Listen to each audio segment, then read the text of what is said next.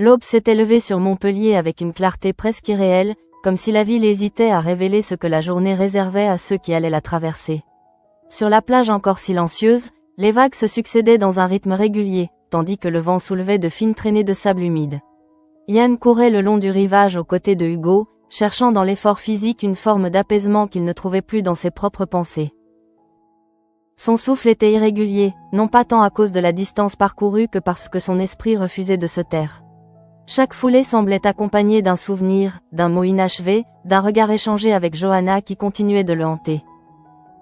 Il avait beau fixer l'horizon, tenter de se concentrer sur la ligne mouvante entre la mer et le ciel, l'image de sa femme s'imposait à lui avec une insistance douloureuse. Elle occupait tout l'espace de son esprit, comme si le silence entre eux était devenu plus lourd que n'importe quelle dispute. Hugo, attentif sans être intrusif, percevait l'épuisement qui dépassait la simple fatigue physique. Il tenta d'introduire une forme de distance dans la réflexion de Yann, suggérant que parfois le temps est le seul allié possible lorsque deux êtres se sont blessés sans vraiment le vouloir. Mais Yann connaissait Johanna dans ses retranchements les plus profonds. Il savait que lorsqu'elle franchissait un seuil intérieur, elle ne revenait pas en arrière.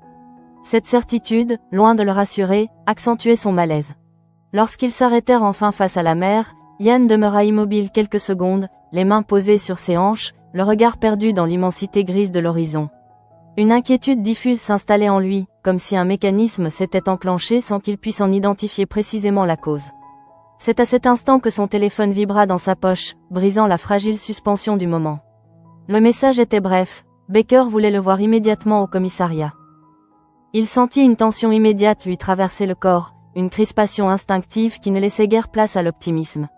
Les dernières décisions prises dans le cadre de son travail, les frictions internes, les regards plus lourds de ses supérieurs ces derniers jours lui revinrent en mémoire avec une clarté brutale.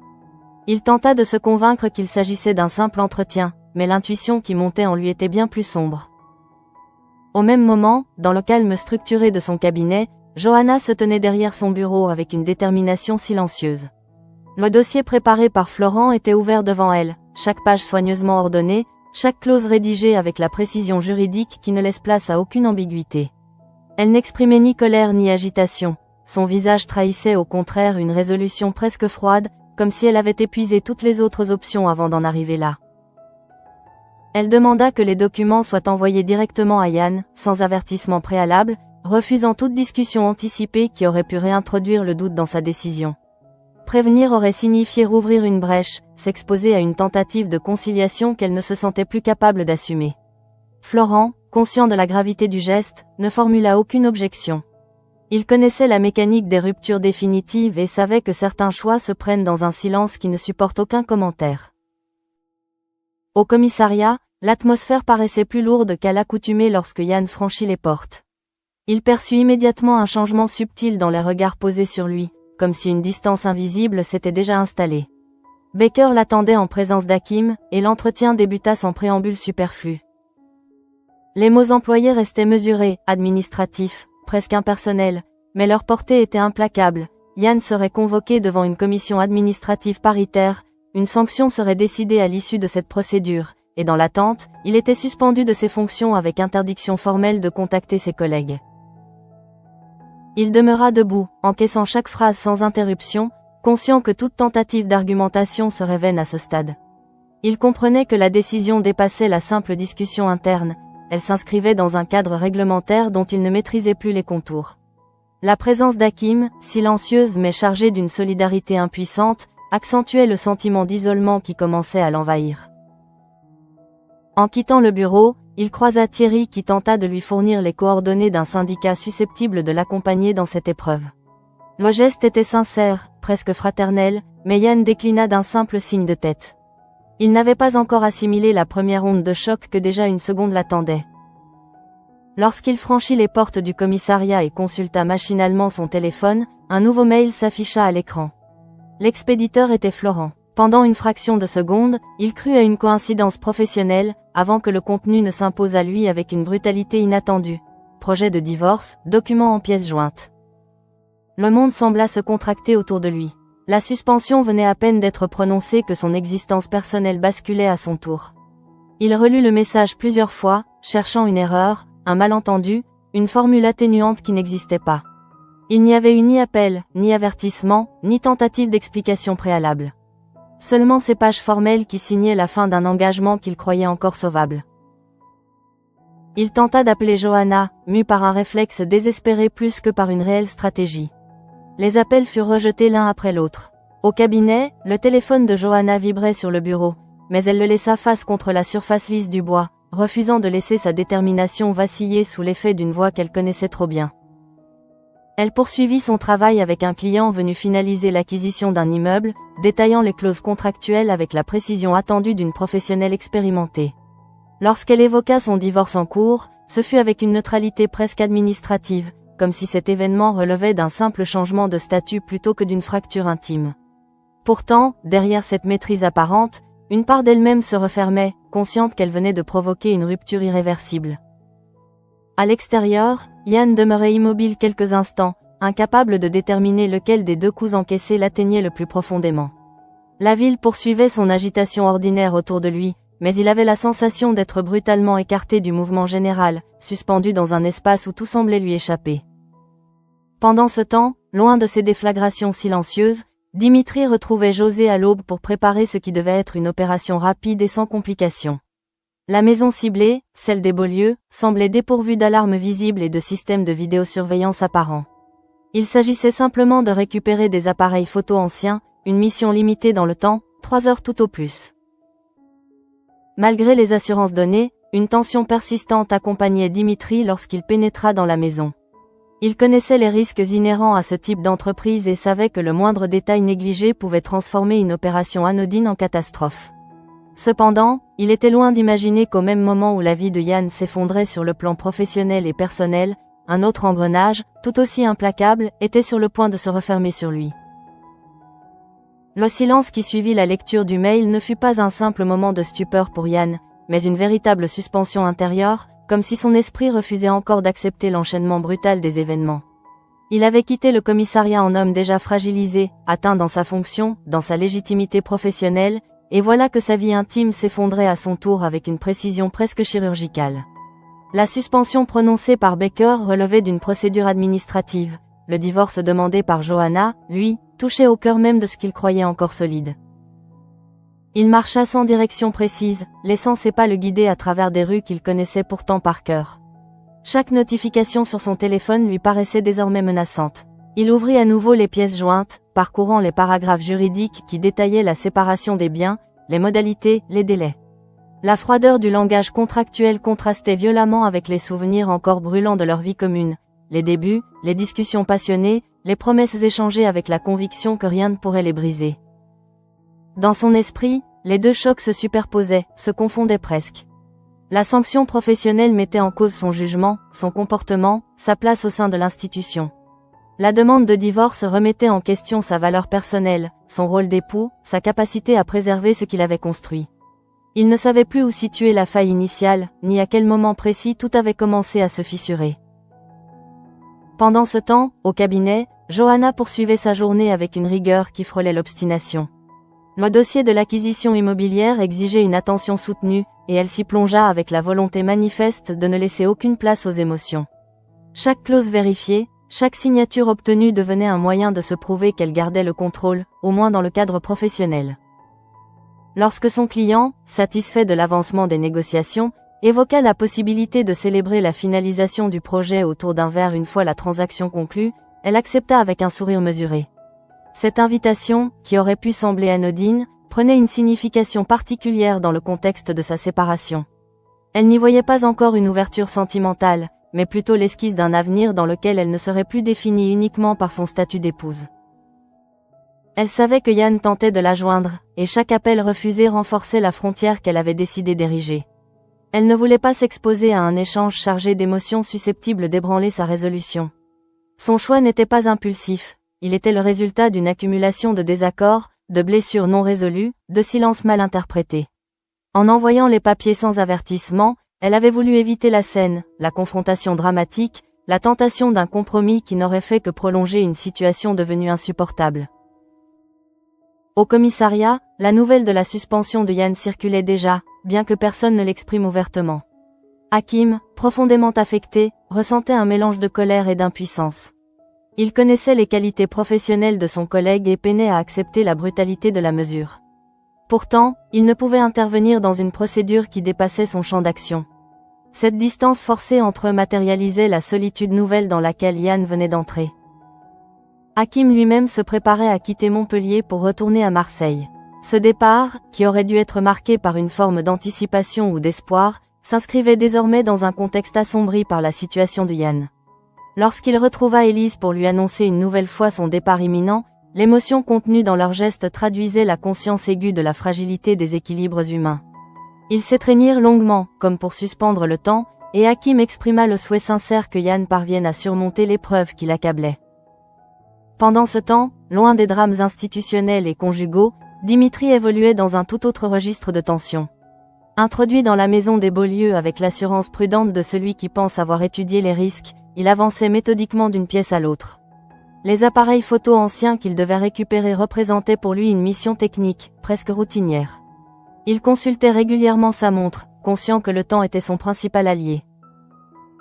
Cependant, l'absence apparente d'alarme visible ne signifiait pas que la maison était dépourvue de protection. Sans qu'il s'en aperçoive immédiatement, une alarme silencieuse s'était déclenchée, envoyant un signal discret au propriétaire. Jeanne Beaulieu et son frère Henri, qui circulaient sur la route, reçurent l'alerte. L'inquiétude s'installa progressivement dans l'habitacle du véhicule, transformant leur trajet en course contre l'intrusion invisible qui se produisait chez eux. Jeanne, d'un tempérament déterminé, proposa de faire demi-tour. Elle percevait l'importance de ne pas laisser un intrus agir librement dans leur maison, même si le signal pouvait provenir d'une erreur technique. Le doute, dans ce genre de situation, ne justifiait pas l'inaction.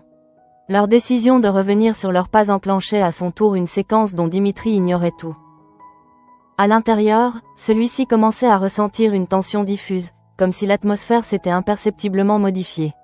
Il accéléra ses mouvements, rassemblant les objets visés, mais il n'avait pas encore quitté les lieux lorsque le bruit caractéristique d'un véhicule approchant de la propriété parvint à ses oreilles. La panique monta brusquement, transformant l'opération calculée en fuite improvisée.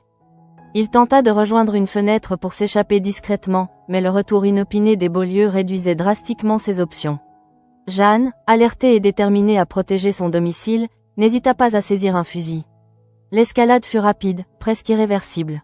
Dimitri, pris au piège entre la nécessité de fuir et l'impossibilité de disparaître à temps, franchit la fenêtre dans un geste désespéré. Le coup de feu retentit avec une violence qui brisa le calme apparent du quartier. La détonation résonna comme la conséquence brutale d'un engrenage mal anticipé. Dimitri s'écroula, frappé par la balle tirée par Jeanne, qui n'avait pas hésité à agir pour défendre ce qu'elle considérait comme inviolable. Ainsi, pendant que Yann voyait son existence se disloquer sous le poids conjugué d'une sanction administrative et d'une rupture conjugale, un autre destin vacillait à quelques kilomètres de là, rappelant que les décisions, les choix et les erreurs entraînent souvent des conséquences que nul ne maîtrise totalement. La journée n'en était encore qu'à son milieu, et pourtant, plusieurs vies venaient déjà de basculer. L'écho du coup de feu semblait encore suspendu dans l'air lorsque Dimitri s'effondra lourdement au sol. La douleur, d'abord confuse, se transforma en brûlure vive qui irradiait dans tout son corps. Il n'eut pas immédiatement conscience de l'étendue de la blessure, mais il comprit instinctivement que la situation venait de lui échapper totalement. Ce qui devait être une opération rapide, presque mécanique, venait de basculer dans une réalité autrement plus grave. Jeanne Beaulieu, le fusil encore serré entre les mains, demeurait figée quelques secondes, saisie par la violence de son propre geste. Elle n'avait pas tiré par impulsion irrationnelle, mais par réflexe de protection. Pourtant, voir un homme s'écrouler devant sa maison produisait un effet bien différent de l'anticipation théorique du danger. Henri, à ses côtés, oscillait entre sidération et urgence, mesurant déjà les conséquences possibles d'un tel acte. Dimitri tenta de ramper, mu par une volonté presque animale de s'éloigner, mais ses forces diminuaient rapidement. La fuite qu'il avait envisagée quelques instants plus tôt n'était plus qu'une illusion. L'alarme silencieuse, qu'il n'avait pas su détecter, avait enclenché une réaction en chaîne implacable. Son erreur d'appréciation se matérialisait désormais dans la douleur et l'impossibilité de reprendre le contrôle. Pendant que cette scène dramatique se déroulait chez les Beaulieu, Yann poursuivait sa marche sans destination précise. Il avait quitté les abords du commissariat sans savoir où aller, comme si s'éloigner physiquement du lieu de sa suspension pouvait atténuer l'impact de la décision. Pourtant, le poids des mots prononcés par Baker ne cessait de résonner dans sa tête, se mêlant à ceux, plus froids encore, du mail envoyé par Florent. Il tentait de hiérarchiser les chocs, de déterminer lequel l'atteignait le plus profondément, mais la superposition des deux rendait toute analyse impossible.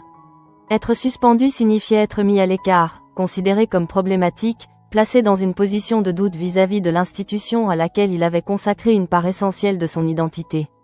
Recevoir des papiers de divorce sans le moindre avertissement signifiait être exclu d'un dialogue, privé de la possibilité même d'argumenter pour sauver son couple. Il s'arrêta finalement sur un banc, fixant l'écran de son téléphone comme s'il attendait qu'un nouveau message vienne contredire le précédent. Il envisagea d'appeler Florent, puis renonça. Il savait que l'avocat n'était que l'intermédiaire d'une décision déjà mûrie par Johanna. La question qui l'obsédait désormais n'était plus seulement « pourquoi ?», mais « quand ?». Tout avait réellement commencé à se dégrader. Au cabinet, Johanna venait de finaliser la réunion avec son client. Elle l'accompagna jusqu'à la porte, le saluant avec la courtoisie professionnelle qui la caractérisait. Lorsqu'il évoqua de nouveau l'idée de célébrer la réussite de l'opération autour d'un verre, elle confirma sa disponibilité avec un calme qui surprit presque elle-même. Ce geste ne relevait pas encore d'un projet sentimental, mais il marquait symboliquement une ouverture vers une existence où Yann ne serait plus le centre de ses préoccupations. Une fois seule, elle s'autorisa quelques secondes d'immobilité. Elle savait que Yann avait reçu les documents. Elle imaginait sans peine la violence du choc, mais elle refusait de se laisser envahir par la culpabilité. Ce qu'elle avait décidé n'était pas un caprice, mais l'aboutissement d'un processus long, fait de frustrations accumulées, de dialogues devenus impossibles, de désaccords répétés sur des choix fondamentaux. Elle ne nourrissait pas de haine à son égard, elle constatait simplement l'impossibilité de continuer ainsi.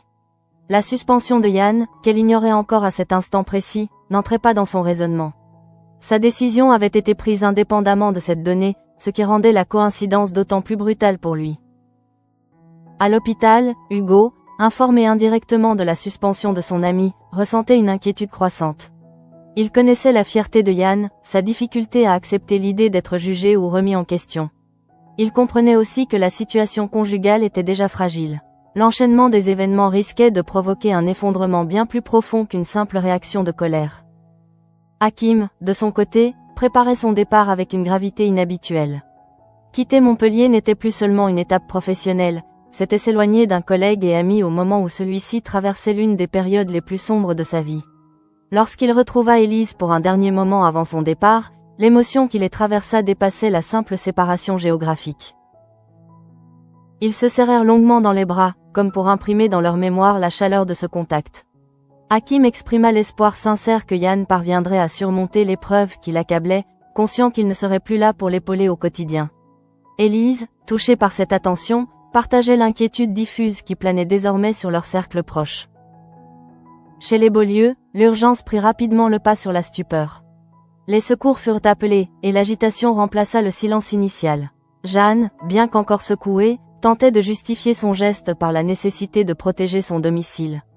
Elle n'avait pas cherché l'affrontement, elle avait répondu à une intrusion. Cependant, l'idée d'avoir tiré sur un homme, quel qu'il soit, la confrontait à une réalité qu'elle n'avait jamais envisagée concrètement. Dimitri, étendu au sol, oscillait entre conscience et perte de repère. La mission confiée par José apparaissait désormais dérisoire face à la gravité de la situation.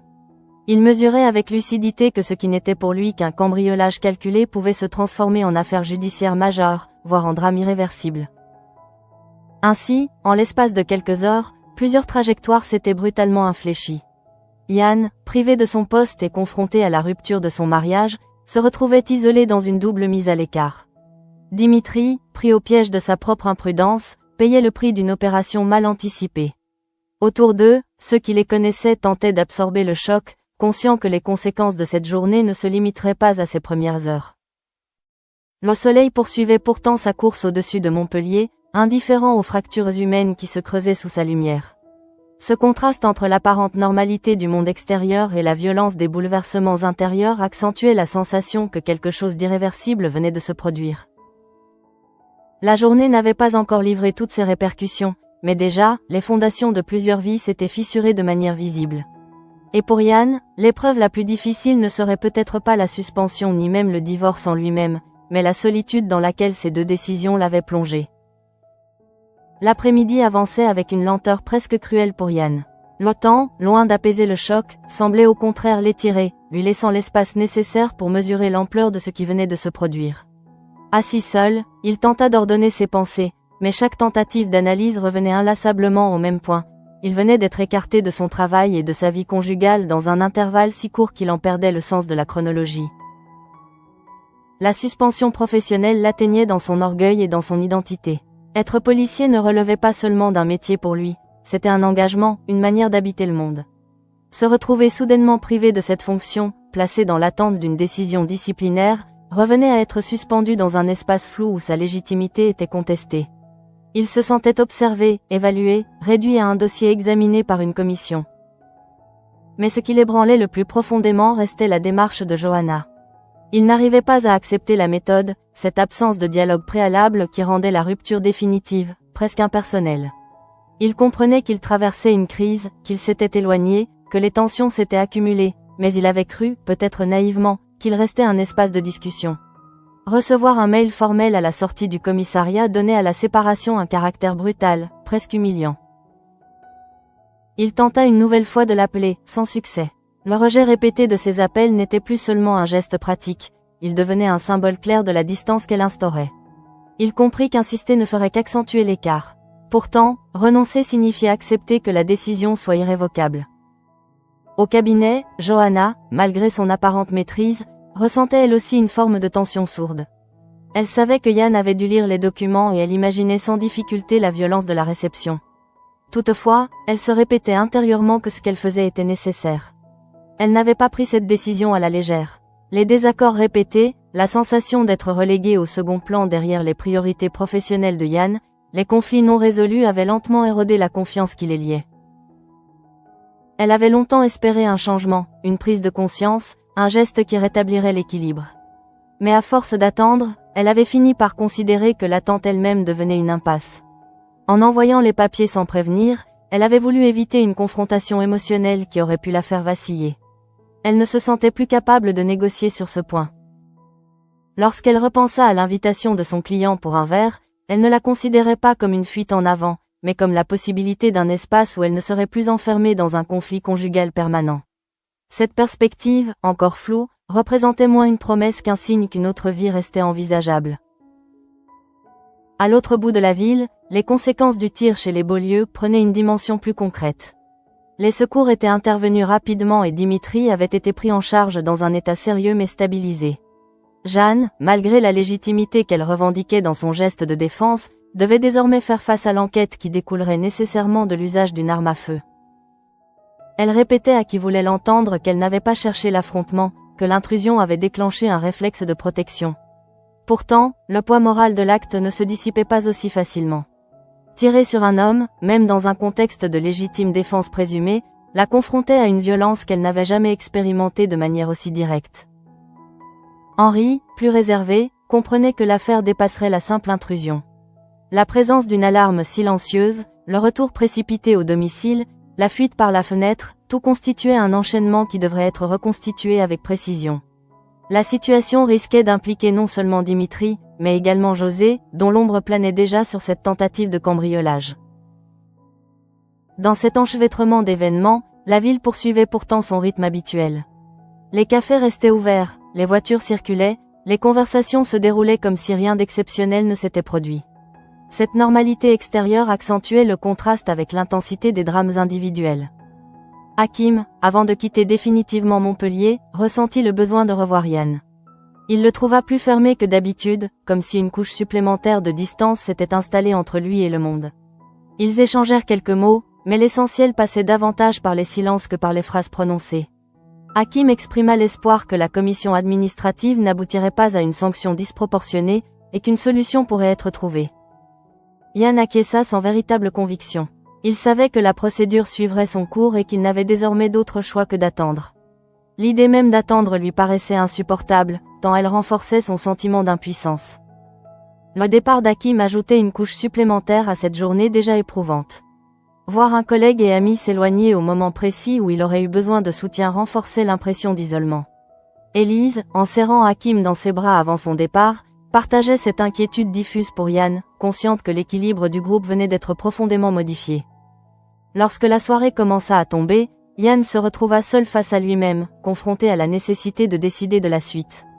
Devait-il contacter un avocat pour se défendre devant la commission? Devait-il répondre formellement aux documents de divorce ou tenter une ultime approche directe auprès de Johanna? Chaque option impliquait une reconnaissance implicite de la gravité de la situation. Il relut une dernière fois le mail, cherchant peut-être un indice qui aurait échappé à sa première lecture. Il n'y trouva que la confirmation d'une décision ferme, structurée, juridiquement encadrée. Il comprit alors que la véritable épreuve ne résiderait pas seulement dans la gestion administrative de la suspension ou du divorce, mais dans la reconstruction de son identité après cette double fracture. La nuit s'annonçait longue, et rien ne permettait encore d'entrevoir un apaisement. La nuit s'installa sur Montpellier avec une lenteur presque pesante, enveloppant la ville d'un calme trompeur. Pour Yann, l'obscurité ne représentait pas un refuge, mais une chambre d'écho où chaque pensée revenait amplifiée. Assis seul chez lui, il laissait les minutes s'écouler sans parvenir à trouver le moindre apaisement. L'appartement, autrefois partagé avec Johanna, lui paraissait soudainement plus vaste, presque étranger. Il parcourait mentalement les dernières semaines, cherchant l'instant précis où la rupture avait cessé d'être une menace pour devenir une certitude. Les désaccords n'étaient pas nouveaux, les tensions non plus. Mais il avait toujours cru que leur lien reposait sur une base suffisamment solide pour résister aux secousses. Ce qu'il n'avait pas mesuré, peut-être, c'était l'usure silencieuse que provoquent les conflits répétés lorsqu'aucune résolution durable ne vient les apaiser. La suspension professionnelle venait s'ajouter à ce constat. Être privé temporairement de son poste signifiait non seulement une perte d'activité, mais aussi une mise à l'écart symbolique. Il se sentait jugé avant même que la commission n'ait statué. L'interdiction de contacter ses collègues accentuait encore ce sentiment d'exclusion, comme si un mur invisible s'était dressé entre lui et le monde qu'il connaissait. Il consulta une nouvelle fois les coordonnées du syndicat que Thierry lui avait proposé. Plus tôt dans la journée, il avait refusé ce soutien par orgueil ou par sidération. À présent, l'idée de se défendre lui paraissait moins superflue. Il comprenait que l'inaction ne ferait qu'aggraver sa position. Pourtant, même cette démarche exigeait une énergie qu'il peinait à mobiliser. Pendant ce temps, Johanna avait terminé sa journée de travail avec une précision presque méthodique. Le dossier immobilier était clos, les documents signés, les échanges conclus. Elle s'était montrée irréprochable dans sa posture professionnelle, comme si la rigueur juridique lui offrait un cadre stable face au désordre intime. En quittant le cabinet, elle ressentit une fatigue particulière, non pas physique, mais mentale.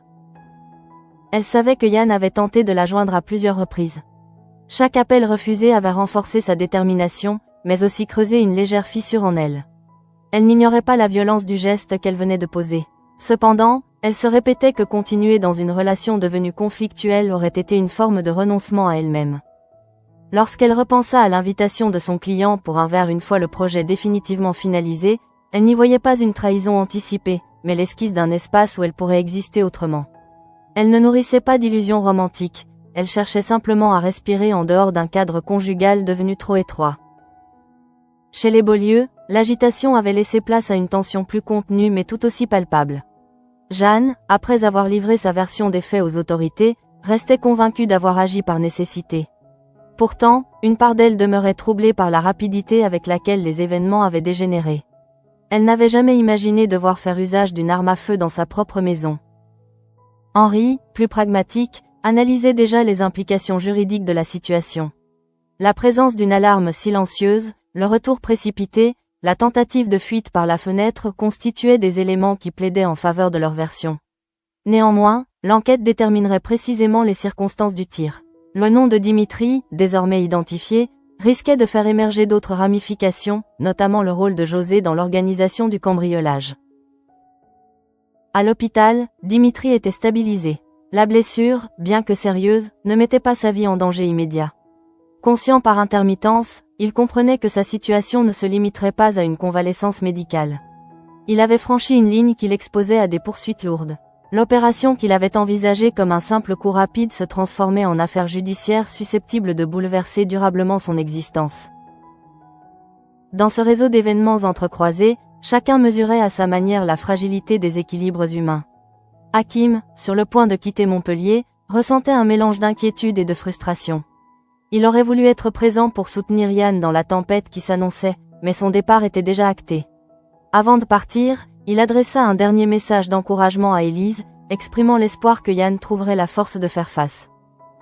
La séparation entre Hakim et Élise prenait ainsi une dimension plus grave qu'un simple éloignement géographique. Elle s'inscrivait dans un contexte où plusieurs relations se trouvaient simultanément mises à l'épreuve. L'adieu qu'ils s'étaient échangé, marqué par une étreinte sincère, témoignait de la conscience aiguë que rien n'est jamais totalement acquis. Pour Yann, la solitude devenait désormais tangible. Le silence de l'appartement, l'absence de réponse de Johanna, la perspective de la commission administrative formaient un ensemble oppressant. Il envisagea d'écrire un message plus long à Johanna, tentant d'expliquer son point de vue, de reconnaître ses erreurs, de proposer une discussion. Pourtant, il effaça plusieurs brouillons successifs, incapable de trouver les mots justes. Il comprenait que la réponse ne dépendait plus uniquement de lui.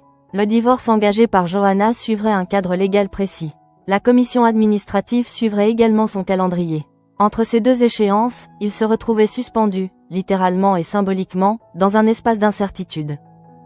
La ville s'endormait progressivement, mais aucune résolution n'émergeait encore. Ce qui s'était joué au cours de cette journée ne constituait pas seulement une accumulation de faits isolés, il s'agissait d'un basculement collectif, où décisions individuelles et conséquences imprévues s'entremêlaient. Yann finit par éteindre son téléphone, non par résignation, mais pour se protéger de l'attente stérile d'un message qui ne viendrait pas. Il savait que le lendemain exigerait de lui une forme de lucidité nouvelle. La douleur ne disparaîtrait pas, mais il lui faudrait apprendre à agir malgré elle. Ainsi s'achevait une journée marquée par des fractures profondes. Pourtant, rien n'était encore définitivement scellé. Les procédures administratives, les démarches judiciaires et les choix personnels allaient désormais suivre leur cours, imposant à chacun de se confronter aux conséquences de ses actes. L'aube suivante n'apporta pas l'apaisement que Yann aurait pu espérer. Le réveil fut brutal, non parce qu'il avait dormi profondément, mais parce qu'il n'avait quasiment pas fermé l'œil. La fatigue alourdissait ses gestes, mais son esprit demeurait en alerte, incapable de s'extraire des deux réalités qui s'étaient imposées à lui la veille. Il n'était plus en fonction et il n'était plus véritablement un mari. Il resta longtemps assis au bord de son lit, tentant de rationaliser ce qui lui paraissait encore irréel. La suspension, désormais officielle, l'obligeait à se projeter dans une défense structurée. La commission administrative paritaire ne serait pas une simple formalité, elle déterminerait la suite de sa carrière. Il comprenait qu'il devait cesser de subir et commencer à anticiper. Il reprit les coordonnées du syndicat que Thierry lui avait fournies et, cette fois, les conserva. Ce geste simple marquait une évolution intérieure, il acceptait enfin l'idée qu'il devait être accompagné. Il ne s'agissait plus d'orgueil, mais de stratégie. Défendre son dossier exigeait lucidité et méthode. Pourtant, au-delà de cette nécessité professionnelle, la question de Johanna restait plus douloureuse. Il relut une dernière fois les documents envoyés par Florent. Chaque phrase confirmait la détermination de son épouse. Aucune formulation ne laissait entendre un doute ou une ouverture. Il comprenait que le silence qu'elle opposait à ses appels n'était pas un caprice, mais une posture cohérente avec sa décision. De son côté, Johanna abordait la nouvelle journée avec la même discipline apparente. Elle avait choisi d'agir et, désormais, elle assumait les conséquences de ce choix. Elle savait que la procédure de divorce s'enclenchait et qu'elle ne pourrait plus revenir en arrière sans affaiblir sa propre crédibilité. Cette fermeté lui coûtait, mais elle estimait qu'elle était nécessaire pour préserver ce qui lui restait d'équilibre intérieur. Elle n'ignorait pas que la suspension de Yann pouvait compliquer encore davantage la situation, mais elle refusait de lier sa décision à cet événement. Pour elle, la séparation ne résultait pas d'un accident récent, mais d'une accumulation ancienne. Elle se répétait que rester par pitié ou par crainte des conséquences aurait été une erreur plus grave encore. Au commissariat, l'absence de Yann se faisait sentir. Les collègues poursuivaient leur mission, mais la mise à l'écart de l'un des leurs introduisait une tension diffuse. Baker, fidèle à sa ligne de conduite, maintenait une distance professionnelle stricte. La procédure devait suivre son cours, sans interférence affective. Hakim, désormais en route vers Marseille, repensait aux derniers échanges avec Yann. Il mesurait la brutalité de la conjonction entre la suspension et le divorce. Quitter Montpellier à cet instant précis lui donnait le sentiment de laisser derrière lui un ami au cœur d'une tempête. Élise, de son côté, ressentait également cette inquiétude, consciente que les équilibres du groupe avaient été profondément altérés. Chez les Beaulieu, la situation évoluait sous l'angle judiciaire. Jeanne avait fourni sa déposition et se préparait à répondre aux questions complémentaires des enquêteurs. Elle restait persuadée d'avoir agi en état de légitime défense, mais elle savait que l'enquête examinerait minutieusement chaque détail. L'usage d'une arme à feu, même dans un contexte d'intrusion, engageait une responsabilité lourde. Dimitri, hospitalisé, prenait peu à peu conscience de l'ampleur de sa faute. La douleur physique s'accompagnait désormais d'une lucidité inquiétante. L'opération organisée avec José ne relevait plus d'un simple cambriolage raté, elle avait déclenché une riposte armée et ouvert la voie à des poursuites pénales. Il comprenait que son geste l'avait conduit bien au-delà de ce qu'il avait anticipé. José, en retrait, mesurait également le risque. L'implication de Dimitri pouvait remonter jusqu'à lui. La chaîne des responsabilités commençait à se dessiner, et chaque maillon menaçait de céder sous la pression. Dans cette mosaïque d'événements, Yann se retrouvait face à une double reconstruction. Sur le plan professionnel, il devait préparer sa défense, réunir les éléments susceptibles d'éclairer la commission sur ses décisions. Sur le plan personnel, il devait accepter que Johanna ait franchi un point de non-retour. Il envisagea brièvement de se rendre directement au cabinet pour la voir, mais il renonça. Un affrontement improvisé ne ferait qu'aggraver la situation. Il comprenait qu'il devait respecter le cadre qu'elle avait choisi, même si ce cadre lui paraissait froid et inhumain. La ville continuait de fonctionner avec son indifférence habituelle. Pourtant, pour ceux qui se trouvaient au cœur de ces événements, rien n'était ordinaire. Chaque décision prise la veille produisait désormais ses effets secondaires, parfois invisibles, parfois déjà palpables. Yann se rendit compte que la véritable épreuve ne serait pas seulement administrative ou juridique, mais intérieure. Il devait apprendre à dissocier sa valeur personnelle des décisions qui venaient d'être prises à son sujet. Il devait éviter que la suspension ne devienne une condamnation morale et que le divorce ne se transforme en effondrement total. Cette lucidité naissante ne supprimait ni la douleur ni la colère, mais elle introduisait une première forme de résistance. Il comprenait qu'il ne pouvait pas contrôler les choix de Johanna ni le calendrier de la commission. En revanche, il pouvait encore décider de la manière dont il affronterait les conséquences. La journée avançait, moins explosive que la précédente, mais chargée d'une tension plus sourde. Les premières décisions avaient été prises, restait désormais à en assumer les prolongements. La fin de journée s'installa sans éclat particulier, mais avec une densité émotionnelle qui pesait sur chacun des protagonistes. Rien d'explosif ne venait troubler l'équilibre apparent de la ville, et pourtant, sous cette surface ordinaire, les trajectoires personnelles avaient été irrémédiablement infléchies. Yann, désormais pleinement conscient de la réalité qui l'entourait, comprenait que la phase de sidération devait céder la place à une forme d'action.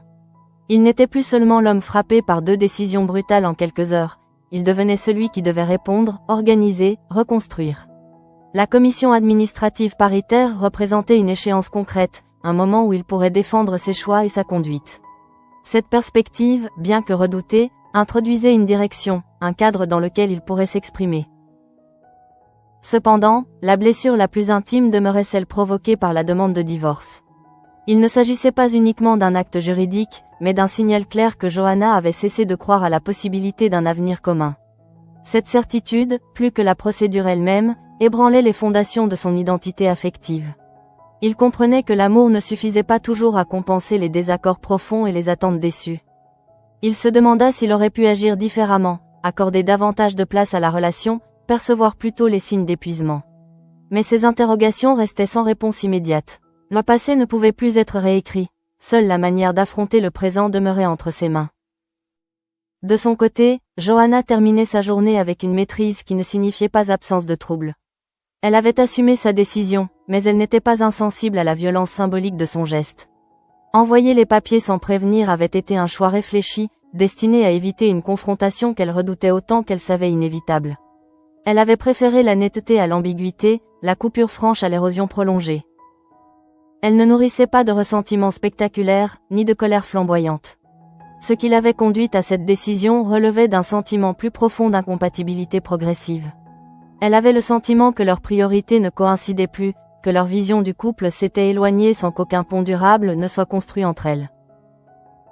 La proposition de son client de partager un verre une fois le dossier finalisé ne constituait pas encore une orientation sentimentale, mais elle symbolisait la possibilité d'un espace différent, d'une respiration en dehors du cadre conjugal qui l'avait enfermée dans des tensions répétées. Elle savait que cette ouverture serait interprétée par certains comme une précipitation, mais pour elle, il s'agissait avant tout d'un signe qu'elle refusait de s'immobiliser dans la culpabilité. Chez les Beaulieu, la soirée se déroulait dans une atmosphère plus tendue que d'ordinaire. Jeanne repensait sans cesse au moment précis où elle avait appuyé sur la détente. Le bruit du tir, la chute de Dimitri, la conscience aiguë d'avoir franchi un seuil qu'elle n'aurait jamais imaginé franchir hantaient ses pensées. Elle demeurait convaincue d'avoir agi pour protéger son domicile, mais elle savait que la justice examinerait son geste avec rigueur. Henri, plus pragmatique, insistait sur la cohérence de leur version des faits. L'intrusion était avérée, l'alarme silencieuse avait fonctionné comme prévu, la tentative de fuite confirmait l'intention malveillante. Pourtant, au-delà de la légalité, subsistait la dimension humaine d'un homme blessé par une balle tirée depuis leur propriété. À l'hôpital, Dimitri, stabilisé mais conscient de la gravité de la situation, comprenait que les conséquences dépasseraient largement la blessure physique. Le cambriolage, conçu comme une opération rapide, avait déclenché une réponse armée et ouvert une enquête dont il ne maîtrisait plus le déroulement. Il prenait la mesure de la fragilité de ses choix, de l'écart entre le calcul initial et la réalité des faits. José, en retrait, percevait déjà les ramifications possibles. L'implication de Dimitri pouvait remonter jusqu'à lui, et la chaîne de responsabilité risquait de s'élargir. La tentative de gain rapide s'était transformée en menace judiciaire. Ainsi, l'épisode s'achevait sur une série de déséquilibres profonds. Yann affrontait une double mise à l'écart, professionnelle et conjugale, qui l'obligeait à repenser son avenir sur deux plans simultanés. Johanna, en assumant sa décision de divorcer, acceptait de redéfinir sa trajectoire au prix d'une rupture nette. Dimitri, blessé, faisait face aux conséquences d'un choix risqué qui avait dépassé ses anticipations. Jeanne, quant à elle, devait répondre d'un acte qu'elle considérait comme défensif mais dont l'impact moral restait lourd. Hakim, désormais loin de Montpellier, emportait avec lui l'inquiétude pour ceux qu'il laissait derrière. Élise, restée sur place, mesurait la fragilité des équilibres autour d'elle. Rien n'était encore définitivement scellé, mais les lignes avaient bougé de manière irréversible. Les procédures allaient suivre leur cours, les décisions seraient examinées, les responsabilités établies. Pourtant, au-delà des cadres administratifs et judiciaires, c'était la dimension humaine de ces événements qui demeurait la plus marquante, la difficulté d'accepter la perte, la nécessité de se défendre, la confrontation avec les conséquences de ses actes. Sous le ciel désormais assombri de Montpellier, chacun se retrouvait face à une part de lui-même qu'il ne pouvait plus ignorer. Et si la journée avait commencé par un simple entraînement sur la plage, elle s'achevait par une série de ruptures qui redessinaient silencieusement le destin de plusieurs vies.